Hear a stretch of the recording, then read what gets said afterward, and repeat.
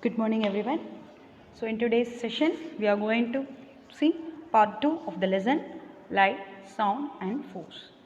So in our last class we have discussed about light, that is what is light and what are the natural sources of light and artificial sources, and we also talked about luminous objects and non-luminous objects and path of light with a small experiment. So today we are going to talk about a very interesting topic, shadow. Shadow is nothing but a dark patch usually we observe on the ground. So we are very familiar with this word because whenever we are walking under the on during morning or that is in the sunlight, in presence of light, we observe our own shadow, isn't it? But one thing is, it is always dark. That is, it is always black in color. Shadows are always black in color, but sometimes we found that it is somewhat a longer shadow, and sometimes we will see our own shadow which are very small. There is short shadows also. So in this topic we are going to discuss these things only. Why shadows are black in color, and why we are obtain both longer shadows in some time, and why we are seeing shorter shadows in some time. Okay. So we know that it is a dark patch on the ground, that is called shadow. So how shadows are formed? Shadow formation takes place when an object blocks the path of the light. We know that light travels in all direction, isn't it? And it is a straight also. It is always straight path. Suppose the light is traveling. Suppose when you block the light by any object, what happened?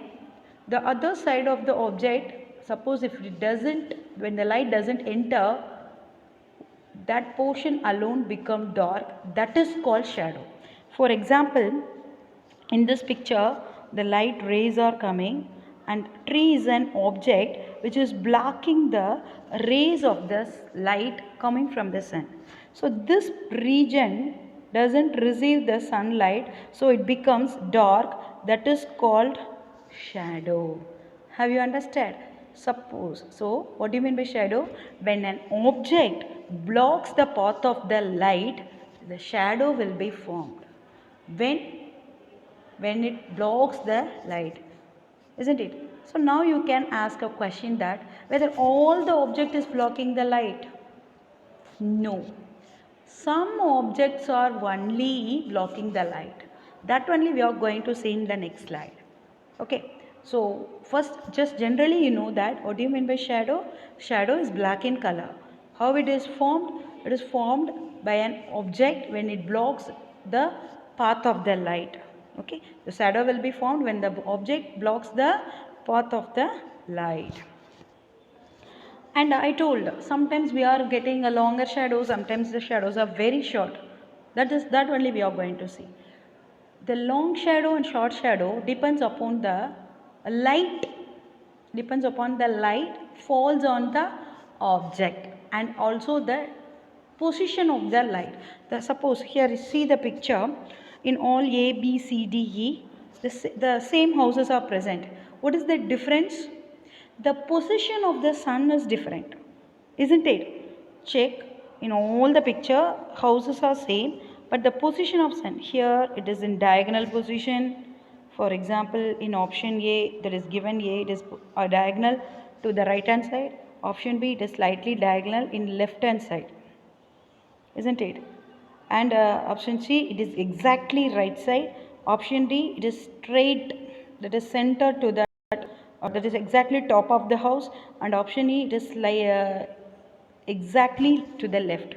So depending upon the position of the light, the shadow formation is either longer or shorter. Now you check the shadow. According to the picture A, sun is present at the right side of the house, but the shadow is formed at the opposite side. It is slightly left, isn't it? This is the sun, but the shadow is slightly left hand side. So from this picture what we have understand? Next picture also, sun is in left hand side, but the shadow formation is in right. Here also. So opposite position. Here it is exactly center, so exactly down we are getting.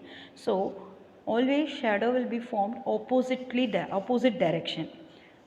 Now the second question, when it is longer, when it is shorter.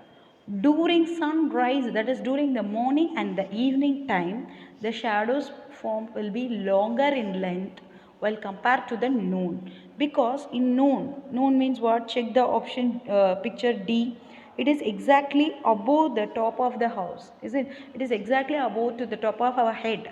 So the shadow formation will be exactly down, so you will receive less, that is less amount of the place will be blocked, so it is very short. But I'll check the A and B picture. It is slightly diagonal, so some small amount of shadow will be formed.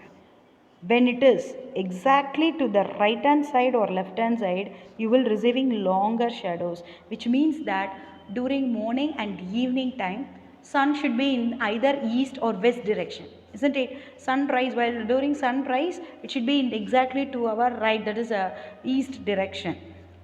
Then it slowly change, and while during 10:30 or 11 o'clock it will be in the diagonal position, and 12 noon it will be exactly to the top of our head, and again 3 o'clock it will be slightly diagonal, and then exactly by 6 o'clock it will reach the western side, isn't it? So during morning and evening time you will receive longer shadow, but noon time you will receive short shadow.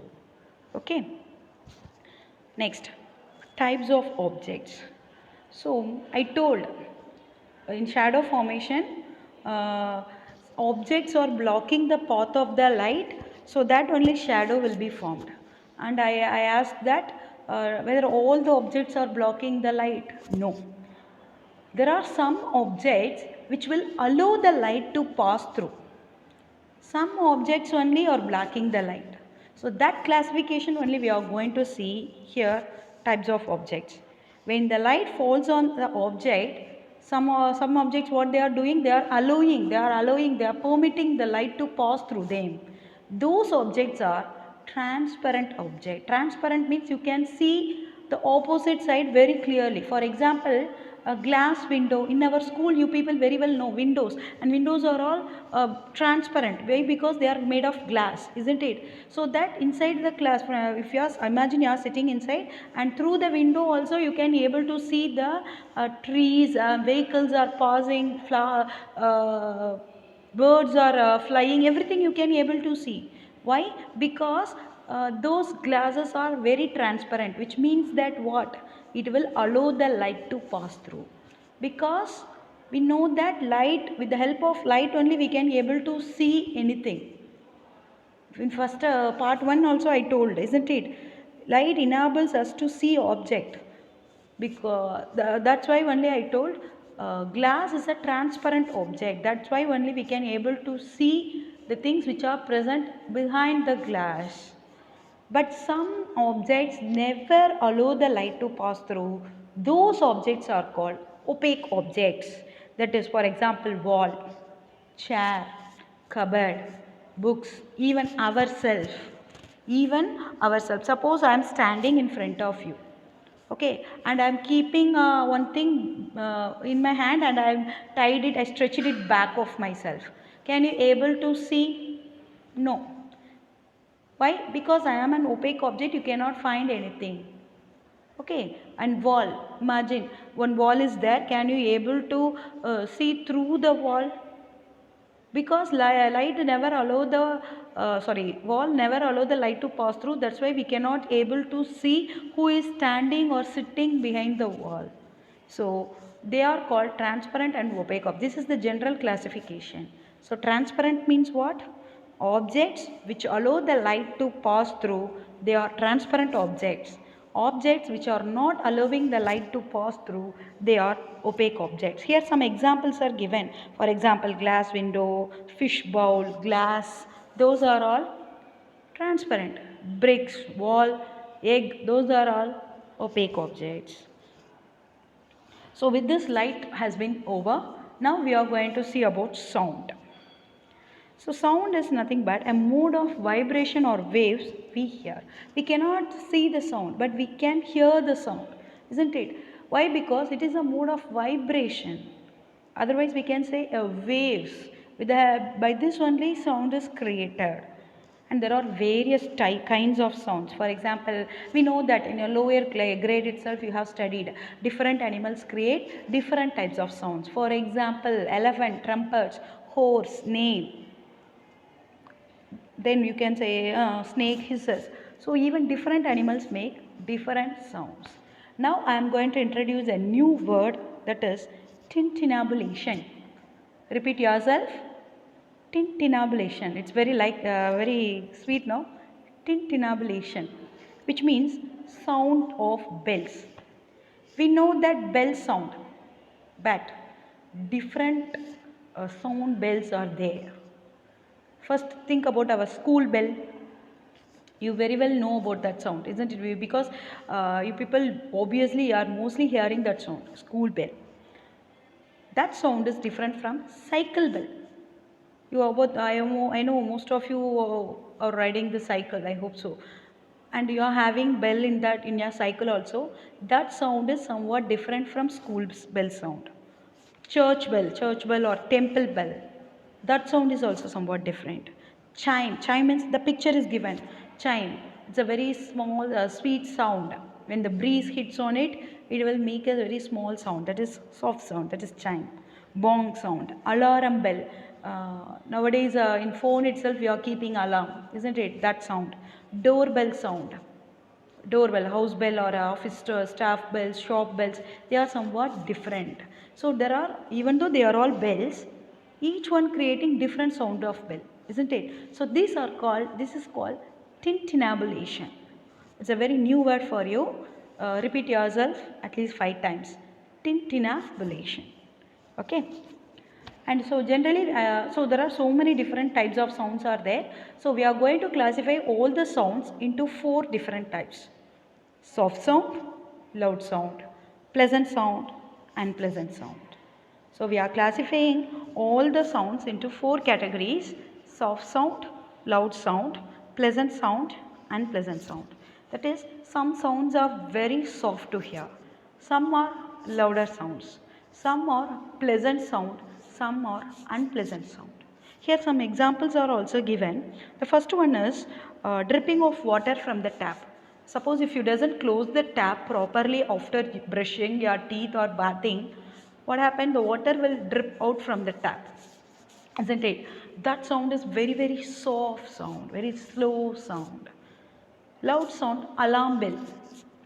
Your mom and dad used to keep alarm early morning, isn't it? To wake up you. So that sound is somewhat louder, isn't it? That is loud sound. Pleasant sound, that is the chirping of birds. That is a pleasant sound, that is very sweet to hear. Unpleasant sound, that is intolerable sound. That is bursting of crackers, beating drums. Then you can say while take off flight and all, if you are staying near airport or if you ever visit airport, when the flight during takeoff, you can able to hear that sound. They are all unpleasant sound. So generally sounds are classified in these 4 types. Okay. The very important one more topic in sound is noise. What it is? Noise. We used to say in our class, children, don't make noise, be quiet, don't talk. Isn't it your ma'am in your last grade, you used to say this word, don't create noise, don't make noise. What do you mean by noise? A loud and unpleasant sound is called noise. Now only we have seen 4 different types of sound. In this both loud and unpleasant sound, no, that is noise. Even unpleasant sound is intolerable. Think, loud and unpleasant sound. That is called what? Noise. So definitely it will create lots of disturbances to others. And it also damage our ears. And it create a pollution called noise pollution. Not only you, so many people will get affected because of the noise, isn't it? So noise is one of the pollution. Pollution means what? Damaging thing. Okay. So what do you mean by noise? Noise is a loud and unpleasant sound. It won't be very pleasant, it is very unpleasant. And it creates lots of disturbances and it damages our ears and create a pollution called noise pollution. That is, in suppose if you stuck in a traffic, what they will do, all the vehicles, what they will do, they will honk, honk, honk, they will make a sound. That is a loud and unpleasant sound. Okay. So how to reduce this noise pollution? First, what we have to do? We have to soft talk. That is, we should not shout. We should not shout. Always speak softly to each other. And keep very low volume. Don't keep high volume. Even in watching TV or listening radios and all, keep a volume. Just reduce your volume. Avoid too much of honking. Don't honk the vehicles. If you do this, definitely you can reduce the noise pollution. Here, some captions and some symbols are given. Mostly you can find this in traffic signals and all. Isn't it? Have you ever visited have you seen this on the sides of the roads? Horn not okay, please. Don't noise, don't create noise. Even in hospitals, temples, near the temples, near schools and all, they will keep this board, because if school is near, don't honk. Hospital is there, don't honk. Like this they have given. So these are the things, these are the captions, these are the symbols used in traffic signals. These are one of the traffic signal symbols also. Okay. Now the third important topic, first we have seen light, second sound. So the third topic is force. So light, sound and force, these are the chapter name, isn't it? So now we are going to see force. Force is nothing but push or pull an object is called force. So the picture itself, it elaborates clearly, I hope so. One man is pushing the wall, not a wall, maybe a big luggage or anything. One man is pushing and another one man is pulling an object. So the to push or pull, if you push only, the object will move, isn't it? Suppose you are sitting in a chair and you want to move the chair, whether the chair will move by itself? No. What you have to do? You have to push the chair. That is, you are going to give a force, isn't it? Then only it will move, otherwise it won't move. Suppose if you want to go in a car, if your father wants to ride a car, we know that car is a moving thing, but it will move by itself? No. What it will do? We have to start the car and we have to give a force, then only it will move. So what do you mean by force? Push or pull and any object is called force. Okay. So what force can do? With the help of force, what we can do? We can stop the object.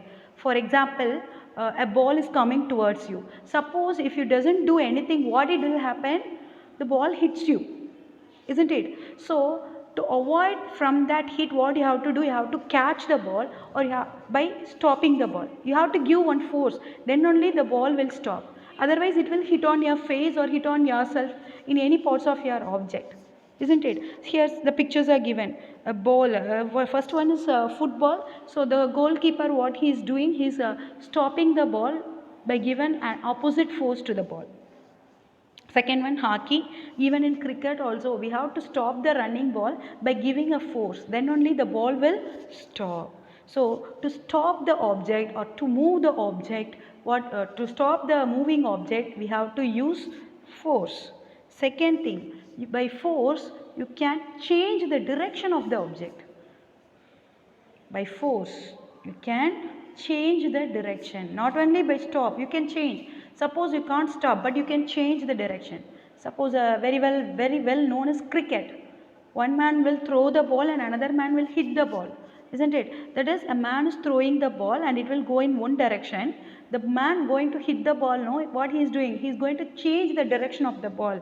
When the ball hits the bat, it will change the direction. So the man is giving the force, that is striking the ball, that is giving the force, so the ball will change the direction. So by means of force, you can change the direction. And another one, by force, you can move the object, that is, you can pull, isn't it? You can pull the object. So this means what? As it is, the object never move, isn't it? If you pull only, it will move. Otherwise, if you push, so either push or pull is nothing but moving the object. So by force you can move the object, and by force you can change the shape of the object. A very well known is clay balls. You can change the shape of the clay anywhere. How you are doing? Because you are pressing. So you are giving the force, then only it will change the shape. A very known example, your mom is doing, your mom is preparing puri, chapati. What first she is doing? She is rolling the ball, and with the help of the roller, she is changing the shape. So she is giving the force, that is, she is rolling, that is the force given, so that the ball has changed the shape.